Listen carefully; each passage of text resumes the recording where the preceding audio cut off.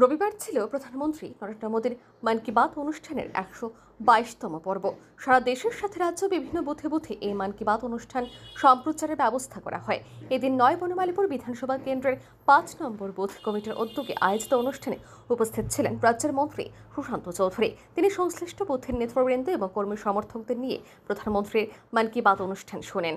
পরে অনুষ্ঠানে বলতে গিয়ে মন্ত্রী সুশান্ত চৌধুরী বলেন, মন কি বাত এমন একটি অনুষ্ঠান যার মাধ্যমে প্রধানমন্ত্রী নরেন্দ্র মোদী দেশের বিভিন্ন রাজ্যের বিভিন্ন প্রান্তের খেলাধুলা থেকে শুরু করে সংস্কৃতি সহ বিশেষ বিশেষ ঘটনাবলী তুলে ধরেন।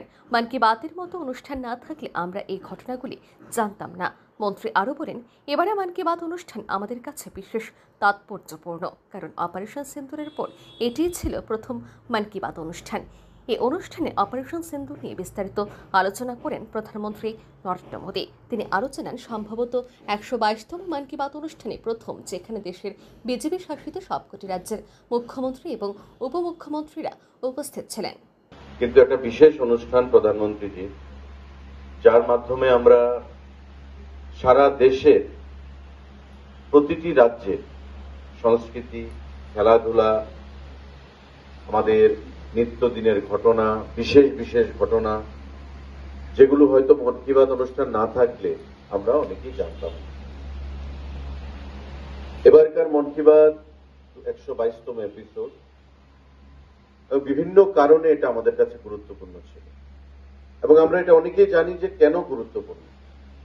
এবং মোদীজি ওনার আলোচনার প্রথম যে বিষয়বস্তু মন কি বাতের আজকে ১২২তম এপিসোডের, সেটা কি দিয়ে শুরু করেছেন? অপারেশন সিন্দুর, ইন্ডিয়ান আর্মির উপর। দেশের সার্বভৌমত্ব, দেশের নিরাপত্তা, দেশের অখণ্ডতা, দেশের ঐক্য, এই বিষয় দিয়ে উনি শুরু করেছেন এবং তারই একটা আলাদা একটা প্রতিফলন আমরা আজকে দেখলাম। আপনারা সবাই দেখেছেন, এবারই হয়তো প্রথম এই ১২২তম এপিসোডে যে সারা দেশের বিজেপি শাসিত যে মুখ্যমন্ত্রী এবং উপমুখ্যমন্ত্রীগণ একসঙ্গে বসে, অমিত শাহজি, জেপি নাড্ডাজি, রাজনাথ সিংজি, তাদের সঙ্গে বসে একসঙ্গে মন কি বাত অনুষ্ঠান তারা দেখছে। এটা সারা দেশে আমাদের সমস্ত মুখ্যমন্ত্রী আমরা দেখতে পেলাম।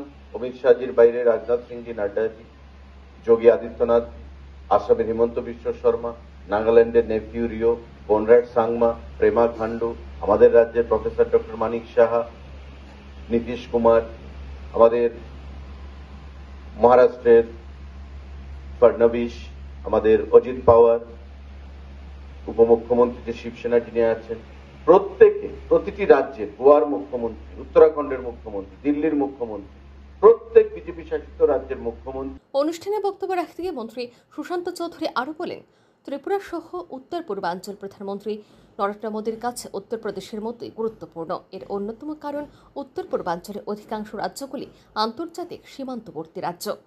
Bureau report, RE news.